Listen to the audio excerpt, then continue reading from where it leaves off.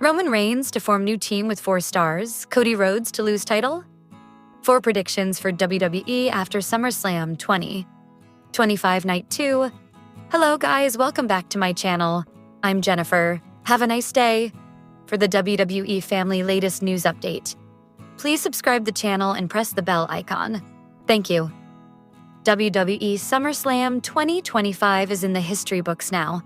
Besides delivering on fan expectations, the biggest party of the summer was a huge commercial success.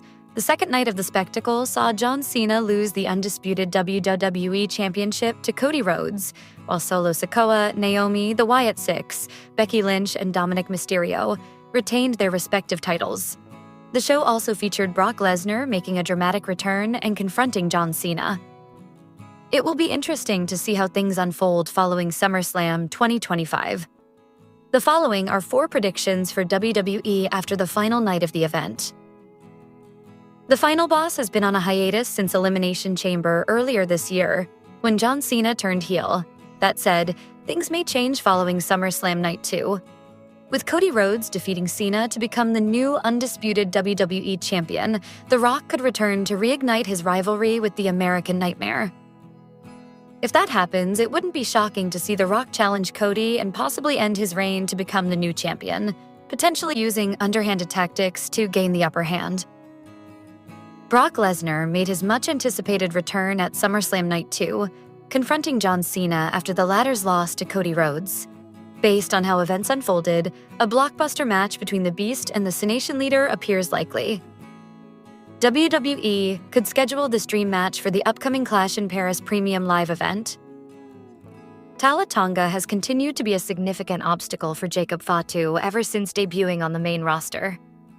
At SummerSlam 2025, Tonga once again interfered and cost Fatu a chance at winning the United States Championship from Solo Sikoa. Following these developments, Jacob Fatu could challenge Tonga to a one-on-one contest. A clash between the two intense competitors would certainly be compelling for fans. Roman Reigns and Jey Uso defeated Seth Rollins' allies, Braun Breaker and Bronson Reed, on the first night of SummerSlam 2025.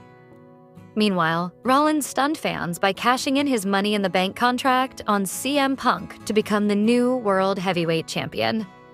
With tensions rising, Reigns and Jey could potentially team up with CM Punk to oppose Rollins' growing faction. The former rivals may unite against their shared adversary. Reigns could further expand his team by bringing in Sami Zayn, a former Bloodline member with a solid connection to him, and Zilla Fatu, the son of the late WWE legend Umaga, who could debut as a new ally. This could set up an extended feud culminating in a major War Games match. Later this year, SummerSlam is one of WWE's most iconic and long-standing yearly events, often referred to as the biggest party of the summer. Over the years, many of WWE's top superstars have delivered memorable performances on this grand stage, with a few legends making it a consistent part of their careers. Here's a look at 6 WWE superstars who have made the most appearances at SummerSlam, including the legendary John Cena, and who currently holds the top spot. Randy Orton has now made 17 total appearances at SummerSlam, becoming the superstar with the most matches in the event's history. His first SummerSlam was in 2003, and he's faced top stars like John Cena, Brock Lesnar, and Roman Reigns. In 2025, Orton competed once again, officially extending his lead and solidifying his place at the top of the list. The legendary Undertaker, known as the Dead Man, has wrestled 16 times at SummerSlam. He's had classic matches against the likes of Bret Hart, Edge, and Brock Lesnar. With a record of 10 wins, 5 losses, and 1 draw, The Undertaker held the top spot for years until Randy Orton surpassed him. John Cena has competed in 16 WWE SummerSlam matches, from his debut in 2004 through SummerSlam 2025. His appearances span the years 2004, 2017, 2021, and 2025. As of his 2025 match against Cody Rhodes, his SummerSlam win-loss record stands at 5 wins and 11 losses. This makes Cena one of the most featured performers in SummerSlam history, marking his final in-ring appearance at the event in 2025. He's had unforgettable matches against CM Punk, Daniel Bryan, Brock Lesnar, and Roman Reigns. Edge has appeared 14 times at SummerSlam with an impressive record of 12 wins and just 2 losses. That makes him one of the most successful stars at the event in terms of win percentage. His battles with John Cena, Seth Rollins, and The Undertaker are among the most iconic in SummerSlam history. Triple H was a regular SummerSlam performer throughout the 2000s. He's wrestled 13 times at the event, scoring 8 wins. His top SummerSlam moments include facing Shawn Michaels in 2002 and battling Brock Lesnar in 2012. Bret Hart was a SummerSlam mainstay during the late 80s and 90s, appearing 11 times. Known for his technical wrestling, Bret gave fans legendary matches, including his Intercontinental title bout against Mr. Perfect in 1991 and his steel cage match against his brother Owen Hart in 1994. With his 2025 appearance added to the tally, Randy Orton now stands alone at the top with 17 SummerSlam matches, overtaking The Undertaker's long-standing record and creating a new benchmark for future stars to chase.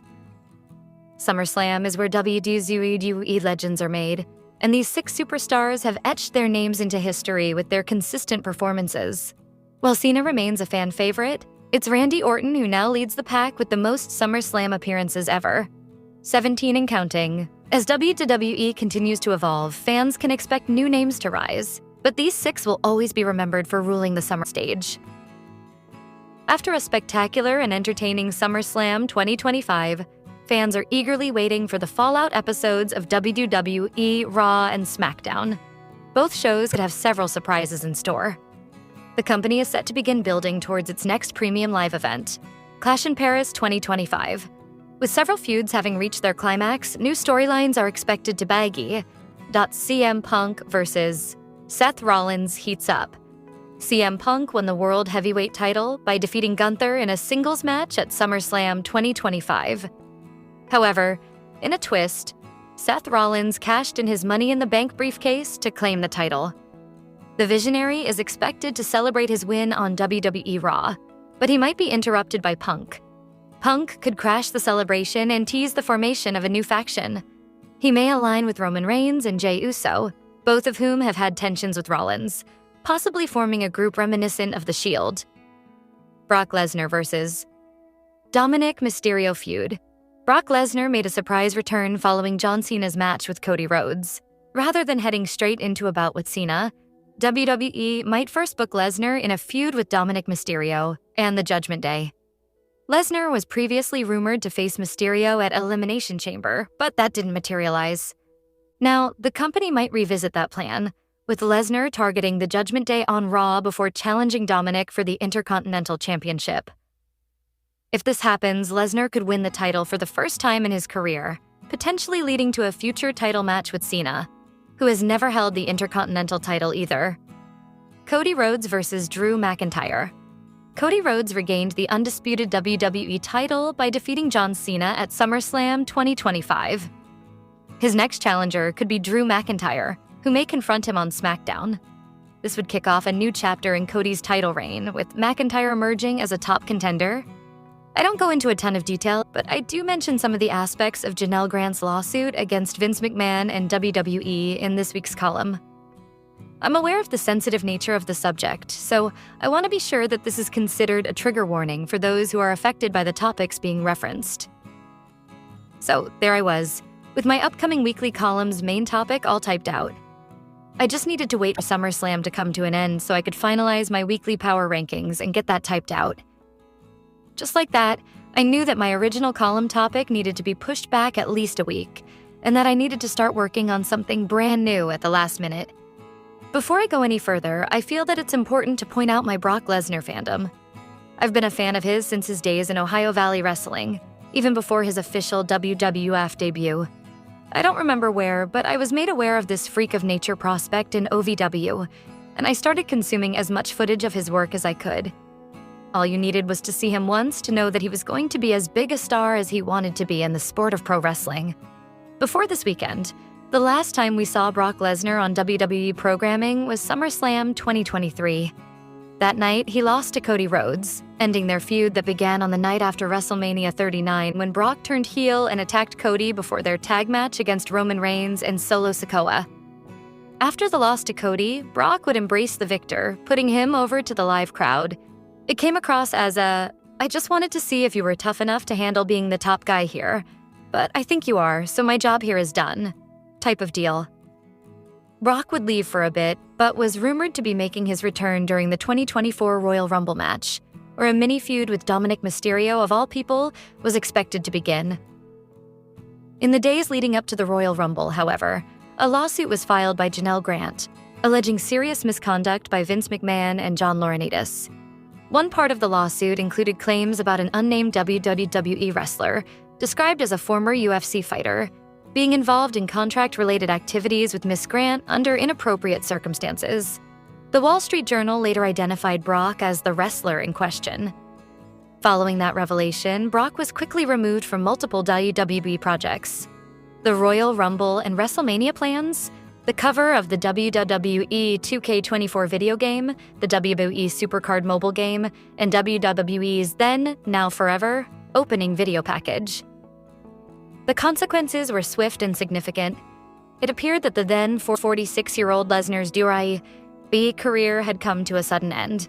He was already a special attraction who hadn't wrestled more than 10 matches in a calendar year since 2018, but this turn of events was still headline-making, especially for someone widely seen as a future Hall of Famer. He remained out of the spotlight for 2 full years. Occasionally, his name would resurface in the news, but mostly it was to reaffirm that there were no plans for his return. That's why the wrestling world was shocked when Brock's music hit during John Cena's farewell at SummerSlam. I didn't see anyone, anywhere, predict that he would be at the event. There weren't even theories suggesting a return contingent on the outcome of the legal matters involving Janelle Grant. The general belief was that WWE had already moved on from Brock Lesnar. Watching SummerSlam live, I felt a whirlwind of emotions when I heard that familiar entrance music and saw him walk out. Immediately, I yelled out, "What?" and almost laughed out loud. That's how surprising it was. As I started writing about him for this column, my mind immediately went back to the lawsuit and the reason Brock had been gone for so long. I thought about the fans who've distanced themselves from WWE due to its affiliations with controversial figures and governments. I thought about the frustration that many fans around the world would feel watching Brock Lesnar reappear on WWE programming. Now, I also think John Cena might have had some influence here. Even before Paul Levesque confirmed during the SummerSlam post-show that Cena has had input into his opponents during his retirement tour, it seemed obvious. WWE respects Cena's legacy enough to allow him to help shape how and when his farewell matches take place.